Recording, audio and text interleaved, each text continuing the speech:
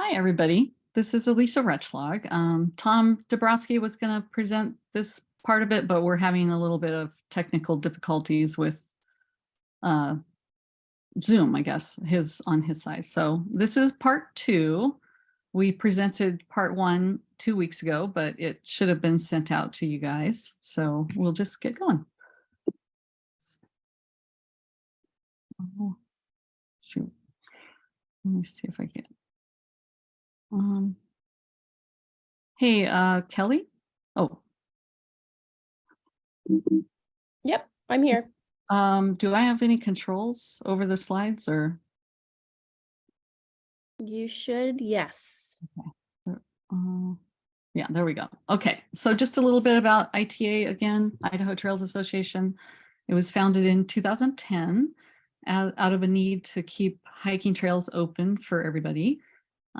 We do caretaking of trails. We use only traditional skills, which means that we use these big saws that Tom Dabrowski in this picture has, and Jeff Halligan, and Pulaski's, loppers, all kinds of McLeods, shovels, all those things. We do education and awareness on trail maintenance and leave no trace, those types of things, and then advocacy and protection. So join us for a volunteer project. You can go to idahotrailsassociation.org and you can look at the project list. We still have projects that are open. They're single day, weekend, week-long, and this year we have a 3-week immersion trip that is open by application. We have women only trips, so women in the wild, youth, university, veterans, family friendly sort of things that you can bring your kids, and of course backpacking 101. For many trips of these, you don't need any experience to join. You can go on the project list and it'll tell you how much experience you need. Backpacking 101, with these webinars, we also have a field session for both North and South.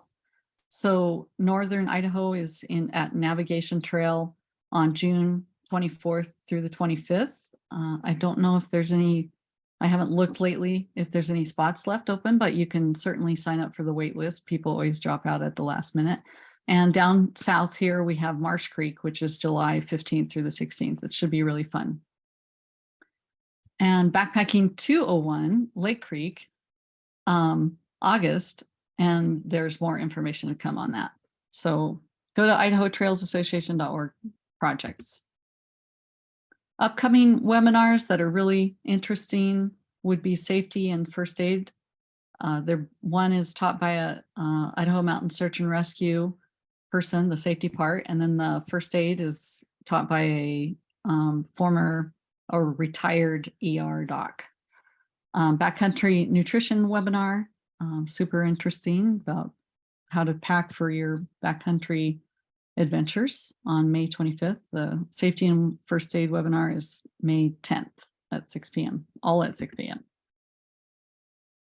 Idaho Trails Association always needs trail reporters. So that means that if you're out on a weekend with your family and you're hiking a trail and you realize that you're crawling all over logs and it needs brushed out or something like that, please come back. When you get back to town, please go to idahotrailsassociation.org/trail reporter and fill out the survey for that. It's really useful for us to plan our following year for maintenance trails. Okay.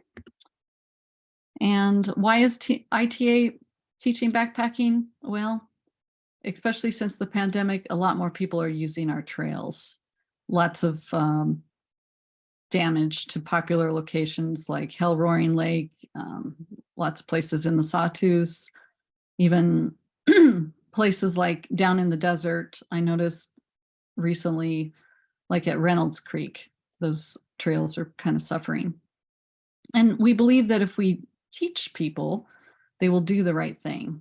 And of course, we always need volunteers, so sign up. So in part 1, we talked about safety, care for your feet, the 10 essentials, which is essentially a kind of a guide of what you need to carry, and leave no trace, and then cooking and food, which food is your heaviest thing. So it's one of the things you can manage the most. And hopefully you got an email with part 1, but we can also add that to this one when we send it out. Backpacking 101 part 2. In this webinar, we're going to talk about what to carry, items to buy, how to pack your backpack, and then tips for an easier trip and a plan to be safe. Cut, pack, weight, have more fun. Okay, so an electronic scale, the sort of thing that you would buy for bread making or even a bigger one. There's really great ones. I'm sure if Tom eventually gets on here, he'll have good recommendations for that. Those are incredibly useful to manage your weight of the stuff that's going to go in your pack. Carry items for safety. Don't skimp on those, because it only takes once to be not safe to just totally ruin your trip and potentially cause serious harm. Manage your weight, which is your food, and do pack that last. Like your food will go last in your backpack. Cut weight on everything else, and then put back stuff that makes you happy.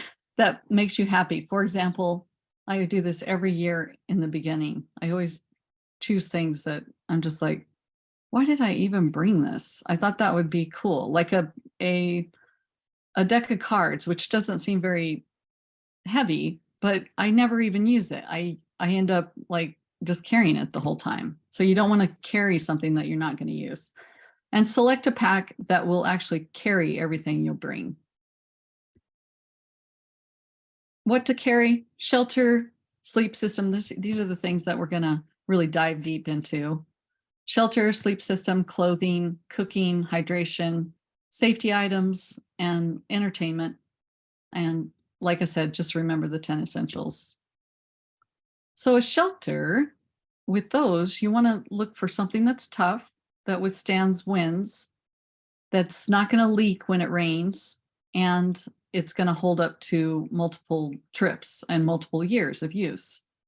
Make it easy to set up, make it easy entry and exit. We like on my tent, which is a Hubba Hubba, I think, or a Hubba Bubba, one of the two, MSR. It stands up to wind. It doesn't leak. We've had it for years. We've taken it to Patagonia in the winds and it did really well, but it also has 2 side doors. So we love each person gets their own door. It's a 2-man. And also that it dries quickly. Most tents are made out of silicone impregnated nylon.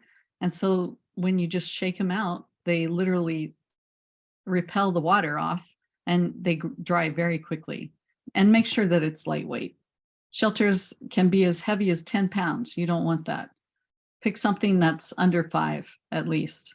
And actually you can get really good tents. Ours, the Hubba Hubba, I think, is 2.4 or something. And it's a 2-person, and that includes the ground cloth. So they come in many forms. You can do the tent. This is our Hubba Hubba, which I think that's what it is. The bivy bag, which is a single person sort of shelter, not a lot of room for your equipment, actually none at all. And then you can also do a tarp, which is very lightweight. This one here I made. I went to Outdoor Wilderness Fabric and got all the materials, and I had a pattern and made a bug net on it, and it probably weighs a little bit less than our tent. So just keep that in mind. 2-person tents. Here's some ranges of costs. You can get one at Walmart, but it's fairly heavy. You can go all the way down to a lightweight $600 tent that will last you a long time. I believe this one, the single wall, that just means that it's not gonna, how do I put this? The condensation may be an issue, but in this particular pack, it is not an issue. That's probably why you pay so much. But it is literally only 1.3 pounds. I mean, that's less than probably the chair that you would bring. So my suggestion and Tom's suggestion would be to go to outdoorgearlab.com and read the reviews, just shop around, see what you can afford, see what you can tolerate.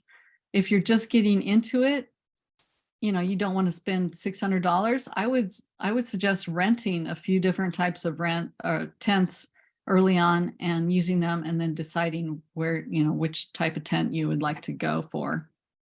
In the in-person presentation, a gal came up and said that the brand Purify has cheap tents that are pretty lightweight, and they've gotten really good reviews. So Purify, P-A-R-I-A. Check that out. Sleep systems include the sleeping bag, sleeping pad, a pillow. You know, you may not want a pillow, but most people do. And then sleeping clothes, just because with sleeping clothes, it'll keep your sleeping bag cleaner longer, and it will actually keep it like in shape for longer. You won't have to replace it like every year or even within 10 years or something. So it's good to have. Sleeping bag, there's multiple types of sleeping bags. There's synthetic, which are cheaper, but they're heavier, but they don't require as much care. Down, they're warmer per pound. The fill power varies, and it does matter. It's like 600, 800, 400. Water resistance treatments helps, but they don't. So if the bag gets wet while you're on your trip, it's kind of done for it. I don't know that there's a way to really dry the down. So you have to be careful with that. Additionally, when you get home, the down should be stored in a bigger bag than a stuff sack. It should be put into a larger bag so that the feathers can kind of separate and keep the down pillow power. And then usually sleeping bags have a shell on them, and they're a water resistant shell. It does increase the weight a little bit, but then you can keep your down a little longer from getting wet. And make sure you try out the zippers when you buy bags. Sometimes zippers, the closures, they don't make them very well, and they get stuck all the time, and it jams up, and sometimes you can't even get them unjammed. But yeah, down is definitely the warmest.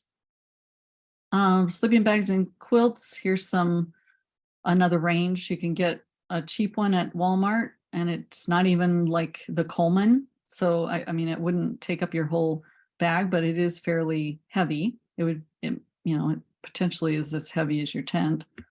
And it goes all the way down to the lightweight, which is $419, $950. That's just the fill. So that's the type of fill, and that's a pretty good one.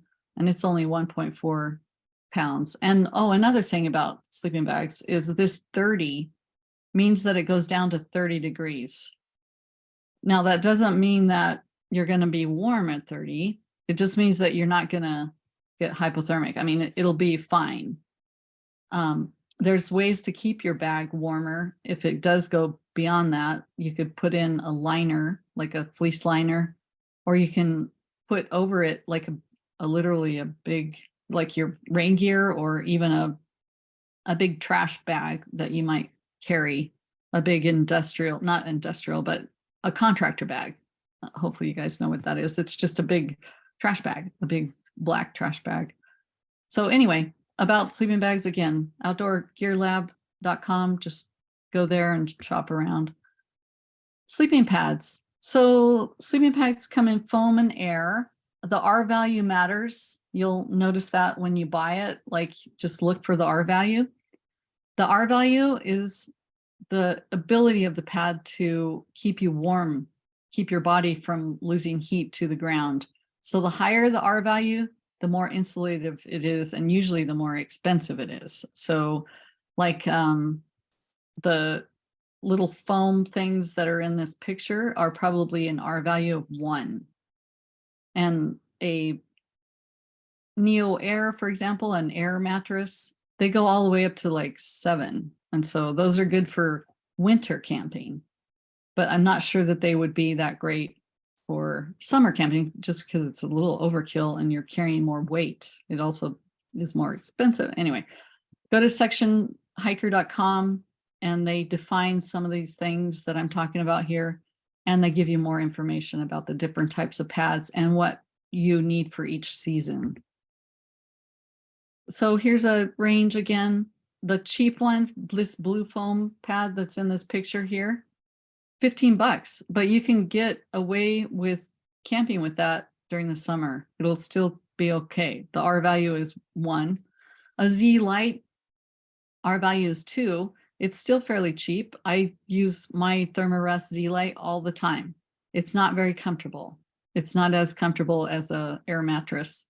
And I do have air mattresses, but I do actually only use the Thermarest during the summer. I guess I'd rather, it's just a matter of priorities. Like, oh, well, if I'm tired enough, I'll sleep on the ground. So no big deal. And then the most insulative on this list, like I said, is the Neo Air X-Therm. That's an air mattress. Its R value is 6.9. It's a lot more expensive, $230, but it's only 15 ounces again. And the other thing about air mattresses is when you buy them, they come with a patch kit. So in case there is a hole, you know, I mean, this happens. I put my backpack, I had my air mattress one time in the Grand Canyon on my pack, and I put it down and it happened to be on a cactus. So I had hundreds of thousands of little tiny holes in my air mattress. And it was literally like sleeping on the Z Lite folding foam. So it didn't matter that it didn't have air. I just, anyway, long story. But pillow. So I have a pillow and it was a gift and it's so great. The air pillow. It is just lovely. I really do love it. But you don't have to have an air pillow. You don't have to spend any money at all. You can just use your sleeping bag stuff sack and stuff it with your clothes at night. And that makes a great pillow. It's just fine. Sleeping clothes, make sure they're lightweight and synthetic. Shorts or long underwear or longer pants, but just make sure they're synthetic.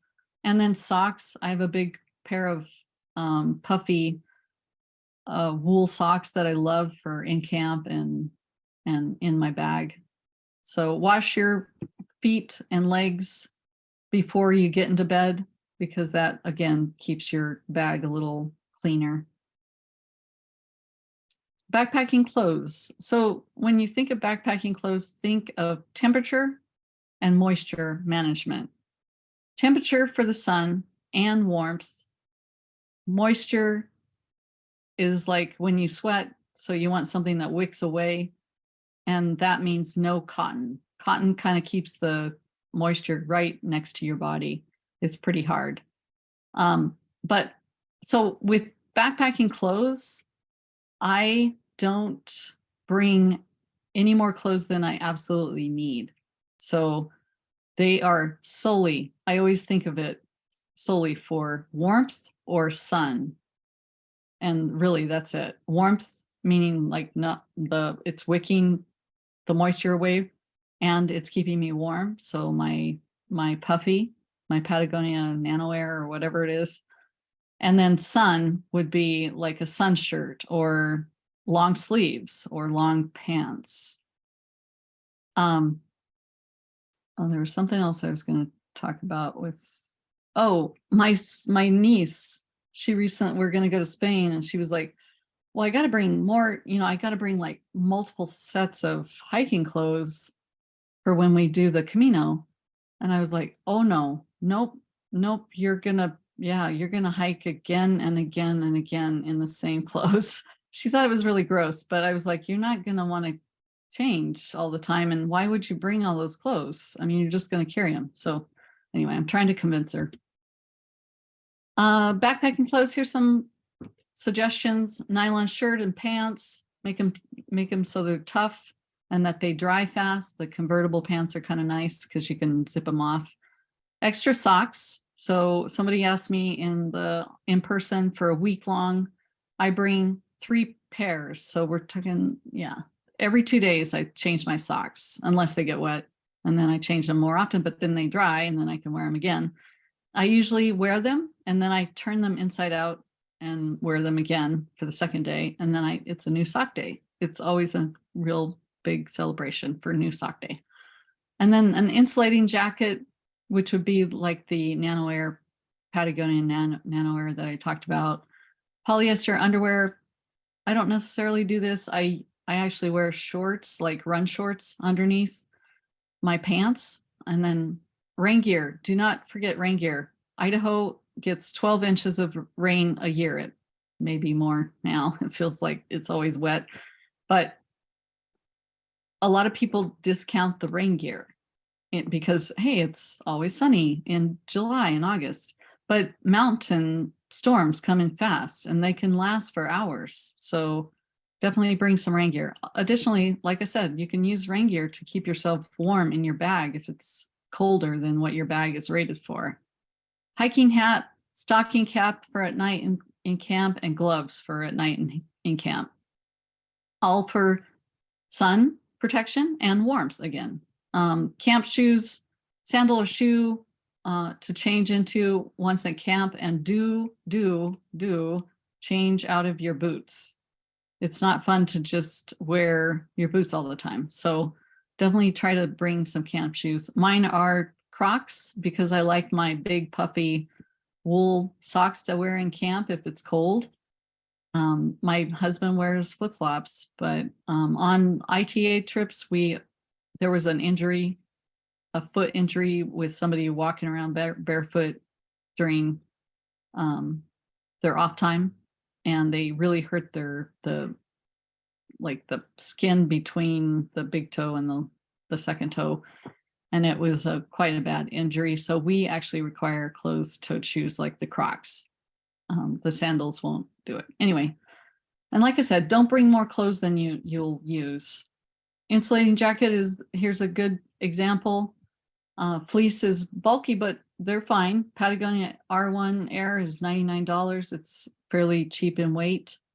Polyester filling is good, and there's a lot less bulk and a lot less care, meaning like you don't have to worry about getting it wet. Again, same problem with the sleeping bag. If the down gets wet, it's kind of no good. Rain gear. So some of the things you're looking for is weight. Rain jacket can be really heavy. So just think about the weight, and then just how much does it compress down.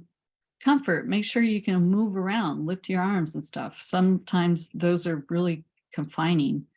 Durability, a guy told me last year when I did this presentation in person that he had frog togs and he like squatted down and it totally ripped out. So, just make sure they're durable, make sure it doesn't rip. And then breathability. This guy is zipping down his pit zips. You don't have to have pit zips, but the pit zips help with moisture. Your body is sweating, and so it breathes, it makes moisture, and it's kind of wicking out. And then on the inside of the jacket, it will catch that moisture. With the pit zips, it kind of dries that moisture out. So here's some examples. Outdoor Research has a good one. Well, they have multiple good ones. Arc'teryx, you can spend a lot of money there, but they're very durable jackets. The Tyvek type, that's the ones, the frog togs. They're not as durable. Just go to Outdoor Gear Lab. They do a ton of research on that, and Clever Hiker has some good suggestions too. Purifying drinking water. There's filtration, which filters out Giardia and Cryptosporidium, which is the most common type of bug that you'll see in the streams here. But it doesn't filter out viruses, which may or may not be a problem. But for international travel, I would not just bring filtration. I would bring another form. the thing with filtration is it filters out the sediment. So the other types, I'll talk about that soon, do not filter out the sediment. So they may kill everything, but they don't really filter out the dirt, I guess. So one of the good ones is Be Free. It's just a bottle with a filter lid on it. And then you can filter it through the Catadine Be Free into a Hydropack Seeker 2-liter bag so that you have water, for in camp.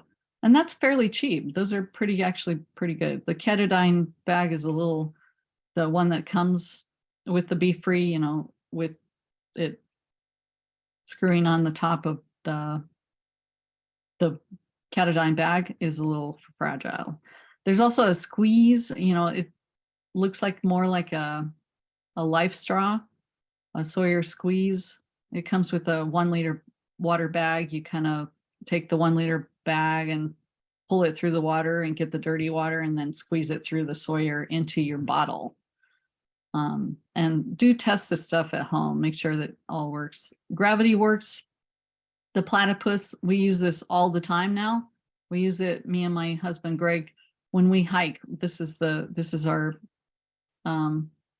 filter of choice, because you can make water for the day, and then when you get to camp, you just put water in the dirty bag and then lift it, and it filters down into the clean bag, and you have water for the camp.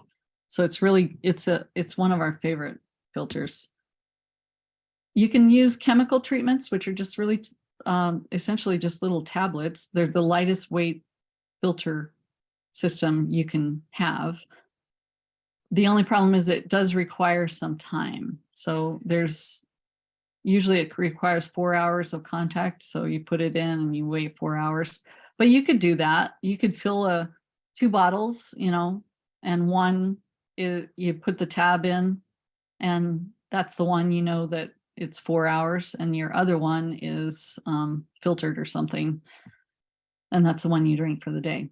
Don't use iodine or chlorine bleach, and the reason for it is because Cryptosporidium is actually resistant to chlorine, and iodine. Like, that form of purifying is just, it hasn't shown to be very good against these things. The best way to purify your drinking water, if you're really worried about viruses, is the good old sun, UV light, but through a SteriPen, of course. The SteriPen can be expensive, but it's pretty light. It does use batteries, so make sure to bring extra batteries, but it can treat up to 150 liters and kills everything. It literally does. But the only thing is you still will get that fine silt. So you may want a filter just to filter that out. Anyway, some pictures of them. The Catadine Be Free with the Seeker bag is what I was talking about. You can put the filter, the little blue thing, on top of the gray bag, and it can become your filter bag.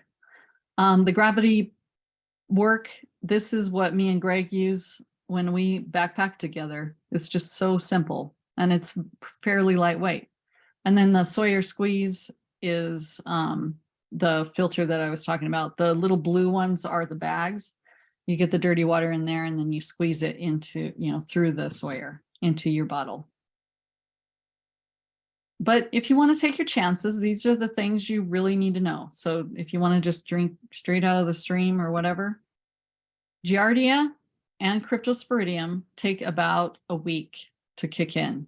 So if your trip is 5 days and on day 3, you're like, well, I ran out of water and my pump is plugged or whatever, and you're like, well, I've got to drink the water. Just know that you have essentially 3 more days before you start getting sick. So, and Cryptosporidium can actually kick in before. Giardia is more common here in Idaho, in southern Idaho anyway, but people have gotten crypto. So just know you have 7 days. Carrying drinking water, of course, there's the water bladder that fits into your pack. Most packs are built so that they have a pocket where a water bladder will fit with a, a hose and everything, like a camelback sort of thing. Nalgene wide mouth bottles are great. We carry one to make overnight oats. Actually, we don't really use it for water. We just use it for overnight oats, and we can use it to get, like filter water into. But soft bags are great. They can, once they're empty, they're flat and they're super light, and they're super versatile. Used mayonnaise jar. Me and Kelly talked about this. That was pretty funny. I was like, good idea, but I'm not sure. I don't know that I would do that. But they are tough. They're a tough bottle. So are Gatorade sports bottles. This is what happens when I forget to bring some bottle or carrying capacity on an international trip. I just buy a Gatorade bottle, drink the Gatorade, and then use the bottle for the rest of the trip. And then, of course, the large camp water bags. You can get a dromedary. This Drom Light, it's $43. It's great for even showers. You can take showers. So recommended safety gear, of course, the first aid kit. I think there's at the end of this presentation, there's a list of what ITA recommends for first aid. Remember that blisters and burns are kind of one of your main things. So bring plenty of those pieces of equipment. But recently I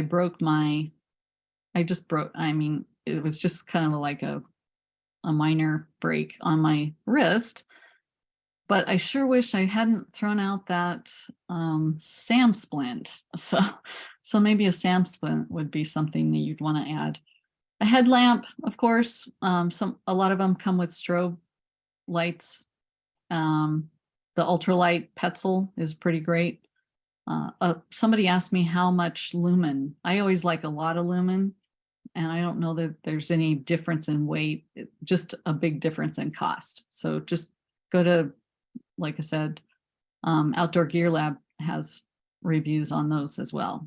Pocket knife or Leatherman. I carry a little tiny Leatherman, pretty useful. It's come in handy. And it's gotten confiscated, and I've had to replace it several times from the airport. So if you're doing international travel, make sure you don't have the pocket knife on your carry-on bag.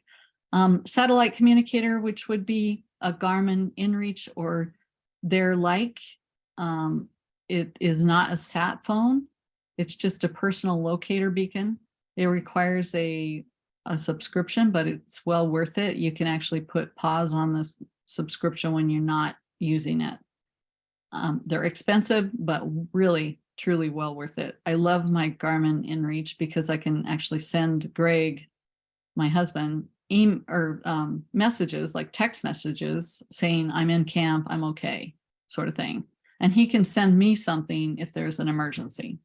I think it's something like 50 cents a message after the first 3 free ones. So form of navigation, either map and compass. Actually know how to use map and compass. So that doesn't mean like, hey, if I bring it, I'll be safe. You actually have to know how to use the map and compass, like how to orient your map and such. The GPS is great. These new phone apps, the Gaia, AllTrails, etc., those are amazing. They are really great. And they cost, let's see, I just looked at AllTrails, which I renewed. I think it was like 30, maybe $30 a year. And that gets you so that you can download for offline use. But that being said, the phone app, the free version, is still incredibly useful in planning. It's a really great tool. So check them out. Gaia, AllTrails. There's also Trail Forks, which is for mainly mountain biking, but check those out. Look at the free versions. They're super cool. At home, you can go to caltopo.com and kind of look at maps and even print out maps from there. I don't think you may need a sign-in. They may make you like make an account, but that's pretty great for planning. And then you can actually print out paper maps if that helps you. Emergency blanket, or like I said, a contractor bag. I always carry a contractor bag.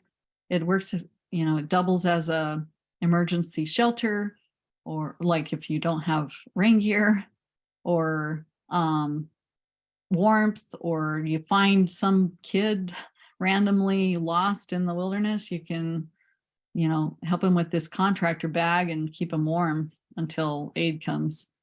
Just saying. And then your biggest tool is your brain. So go to a wilderness or remote first aid training. I have used that so many times. It's invaluable. It's incredibly helpful. And ITA crew leaders and deputy leaders, that's available to them.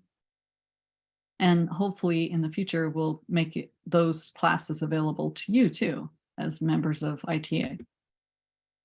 Personal first aid kit. So you can build it yourself. Here's ours from ITA. Like I said, Kelly's going to send this presentation out so you can just use that. But this one doesn't have SAM splint, but a SAM splint is just I don't know, it's a moldable thing that you can make a brace with. I didn't really, I was backcountry skiing, so it wasn't that big of a deal, but if I was backpacking, it might have really been a bummer. So packs, day packs are 10 to 25 liters. I mean, so here's my issue with packs. They always come in liters and you're always like, well, how big is that? I don't even know what I'm looking for. But just know that day packs are 10 to 25 liters. Weekend packs are around 30 to 65. So getting up there in big ones. Multi-days are 60 to 80 or even more. So when you're shopping for a backpack to carry all your stuff, look in the range of 55 to 75. Here's an example. The blue one is 65 liters. I think that's a woman's pack. The 100 liter is really a mountaineering pack. It's made to carry a lot of weight, and it weighs a little bit without anything in it because of the structure of it. So pay attention to the features. The aerial here has a sleeping bag compartment. It has a way to get into the main compartment without going through the top. So there's zippers. There's kind of a shovel pack on it, which I love for carrying shoes or something. And it has, I think in the very top is like a rain cover, which I don't know, I haven't used yet. You can actually kind of tell it's all still folded correctly. So, and then I just alluded to this, ask about the carrying weight of each pack. So the 65 liter, I have this pack. It carries what, 35 to 45 pounds. The 100 liter carries up to 100 pounds. So, I mean, it's pretty great. Some suggested packs. The Osprey is great. Tom uses the Gossamer Gear Mariposa 60, which is really a lightweight pack, and probably well worth the money. REI has a lot of good options. And then Gregory, I've heard that they're really great for women fitting packs, good woman foot fitting packs. And then anyway, just go to REI. This is my suggestion. Go to REI or Idaho Mountain Touring or one of your outdoor gear stores and try them on. They have like weighted sandbags or something that they can put in to the pack to make it, kind of simulate the weight. And then Outdoor Gear Lab has great comparisons and reviews. Putting it all into the pack. Heavy items near your back. So I would say like your stove, or trying to think of what another, maybe your first aid kit. Lighter items away from your packs or away from your back. So what we're trying to do here is keep the center of gravity correct. With heavy items away from your back, it'll make you topple over backwards or something. So you need to have all your heavy items near your back. Items that you need often are either in your hip belt or on top. And then use your clothing to pack stuff around the items in your backpack. One of the things that I hang off of my pack, because this was a question that I got recently, not in any of our presentations, but from one of my friends, is like the sleeping pad I put on the outside. The tent sometimes goes on the outside if I haven't, like, sometimes I take it apart and put the poles, I put them on the outside on the side. And I'll put the tent body and the tent fly inside. Does that make sense? So things that go on the outside of my pack are my pad and my tent poles. And if I'm carrying a really small chair, it'll go on the outside. But I don't have things hanging off like this guy. So tips for an easier trip: don't have things hanging off your pack. It makes you unstable when you're going over logs to get over a creek, or even going across a fast moving water. It can, if you have stuff hanging off, it's dangling and moving your weight around, and it can really mess with your balance. Use your gear before you go. Make sure you try out your stove and figure out how to use it. Make sure you use your water pump. Make sure you know how to use your GPS. That's a big one. I love my GPS, but when I'm like in search and rescue, when I was given somebody else's, like a unit GPS, I didn't know how to use it. It took me a little while just to figure out how it works. And then the inReach. This is kind of a funny story. Me and Greg, we were like, hey, we have an inReach. This is great. And then we get out there and we realize, oh, wait, we can't communicate with anybody because we never put numbers into the inReach before we left home. So this is something that we didn't know we were supposed to do. We didn't even read the directions. And so, yeah, make sure you have actually contact information in your inReach so that you can actually use it. And then navigation apps, I would say walk around in the foothills or go on small hikes that have trails and stuff, and use those navigation apps and just figure out how to use them. They're super cool. I love those. And then obviously the footwear, we talked about that. Hike in your boots if they're new, and then take care of your feet. Know the weakness of your feet. Make sure you know what's going to happen, I guess, where your blisters are going to form, if they're going to form. They're going to carry you a long way. Have a route plan, and of course, have fun. And tell somebody where you're going if you have a route plan. Well, when you do. Entertainment. Well, you can have a cheerful disposition and a positive attitude. That's zero weight, really valuable. Good companions, of course, getting to know your friends. That's a big thing on Idaho Trails Association projects. We get to know different people that have the same goal in mind, which is to clear trail, and we can end up solving tree problems, for example, together. It's pretty awesome. It's pretty great to find out what people come up with on those. And then I carry a Kindle Paperwhite. I don't know that I'd ever go back to using books, just because the Paperwhite is so useful. And if you put it on airplane mode, it has like a long runtime without having to recharge. That being said, it's useful to bring a battery pack with cords, like for your phone and for the e-reader to recharge. Anyway, I carry like guidebooks on my Paperwhite. I carry books that I can read at night to fall asleep to. They're incredibly helpful, or, just fun. But if you're not into e-readers, that's fine. You don't have to bring a book at all. You can just bring a map and compass and practice while in camp. Here's some discount websites. Steep and Cheap is great. They have a daily deal, I guess. The Climb, they also have adventures. We went to Nepal on a climb adventure, and REI outlet, which is great, Camp Saver outlet, Sierra, and then used gear websites or Requip, GearX, Patagonia, Wornwear, REI, used gear. I'm trying to think, I can't remember what, there was another used gear website that was really good, and somebody told me, and I should have wrote it down, but I'm guessing that you probably know what it might be. Here's the resources that some of them I talked about.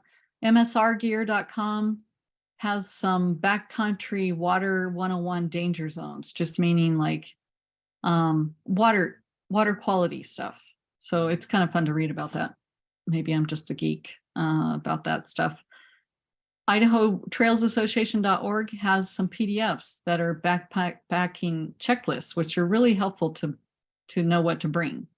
So, and another one is Backcountry Foodie, which we talked last time on part 1 about. Backcountryfoodie.com has great recipes. In fact, I make coconut peanut butter balls all the time. Like even when I don't backpack, they're just so delicious. So what's next? Kelly will send you the presentation and resources. Think over what you've learned. Check out Outdoor Gear Lab, and then set up a budget and buy your gear. Kind of determine some priorities in that, like what can you save on, money wise and weight. What can't you save? Like if you have a bad back, you want to spend more money on a pad, or if you don't like freezing, spend more money on the I shouldn't say it like that. Spend more money on the sleeping bag if you don't want to bring extra stuff if it's going to be cold. And then join us on a trail maintenance trip. It's great. Those are super fun, and you learn so much from each other. I still learn. I'm a crew leader, and I'm always learning from these people. It's just amazing who comes on these trips. It's really cool. And I think that's it. Let me see if there's any questions? All right. So if anybody, this is Kelly. Yeah. If anybody has a question, you can feel free to stick it in the chat, and we'll say it out loud and then answer the question for you. Okay. So the first one is about how long does the gravity filter system take to filter? Not long. Is there an average weight for a pack you want? Okay. So for your first question, the gravity filter, when I get dirty water, I think it's like, I want to say 10 to 15 minutes, you have enough water for 2 people to fill like a bottle. Yeah, it's pretty great. And then overall, you'll have tons of water. So you could even stop it in the middle, and it's kind of like an IV bag. You just click it, stop it, take the clean water, and then turn it back on after you put the bag back on. And then is there an average weight for a pack you don't want for a trip? Good question. I did get that question. I always forget this. So it depends on the length of your trip, but honestly, the only difference in weight for say an overnighter and a 7-day is going to be your food and water.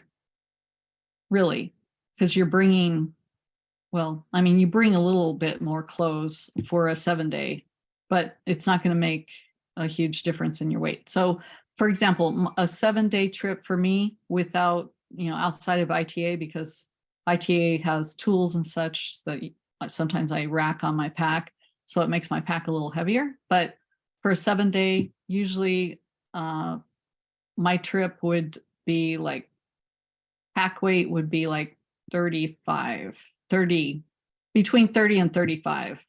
And that's with like luxury items, a chair, a pillow, a air pillow, my Kindle. And so, I was just making some priorities, I guess, like, oh, I'll add those. I'm willing to carry that. And then food, it obviously is going to be your biggest weight. And so by day 7, my pack is like down to 20 or 22 about. So literally my food and water is what's weighing the most. So without food and water, my pack weight would be about 22, I think is what I figured out last time.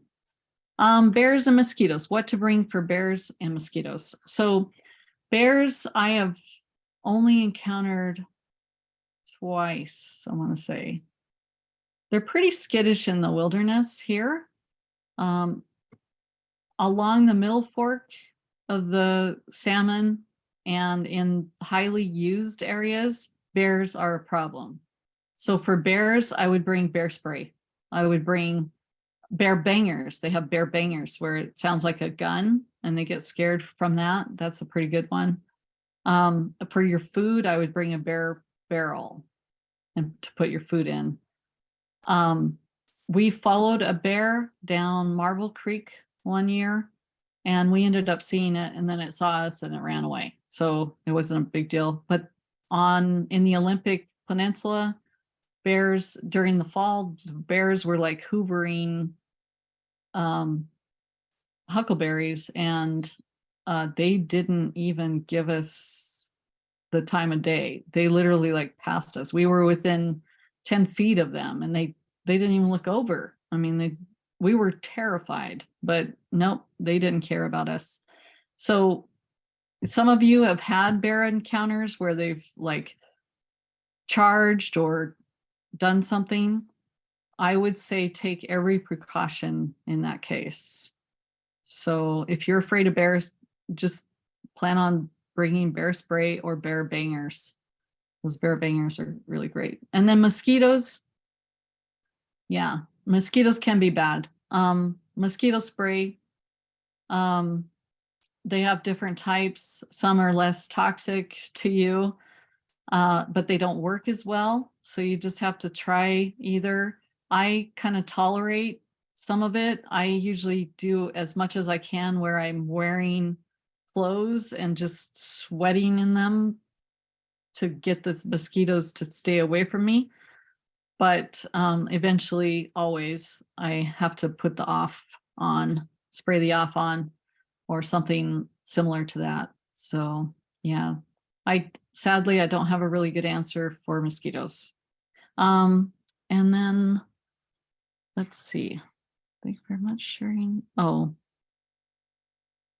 that's cool. Yeah. That's really cool, Crystal. That's great to share with your kids. I'm happy to hear that. Raise the next generation to continue. Yeah, that's really cool. Any other questions? Did I answer all the questions? Did I answer those questions?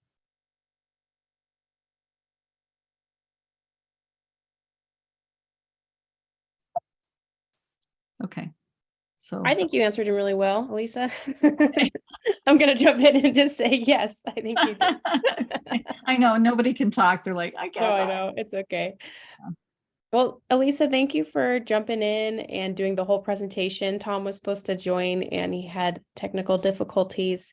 He told me he was going to take his computer out back and run it over with his car. So Poor guy. We'll tell him. Yeah, I don't mind. It wasn't as hard as I thought it was going to be. I was like, wait, I didn't practice. Tom's like, oh, you'll be fine. Well, thank you for jumping in, and thank you everybody for joining us. And yeah, we'll send a roundup of all the info that was presented, as well as the presentation itself if you want to look back over anything that was talked about. And we'll send a link to the first part of the webinar too, since there's a whole chunk of information there that we covered that we just don't have time to do it all in one webinar. So we split it into two. So Yeah, that was helpful. That has, yeah. Cool. Well, thank you again, Lisa. Alisa, we All right. really, really, Yeah. really appreciate it. And yep, join us for upcoming webinars or a trip or whatever. And we're happy to answer questions too. So Yeah. Thanks for attending. That's awesome. You guys have fun out there. And yeah, like Kelly says, join us for a project. It would be fun. thanks, All right. guys.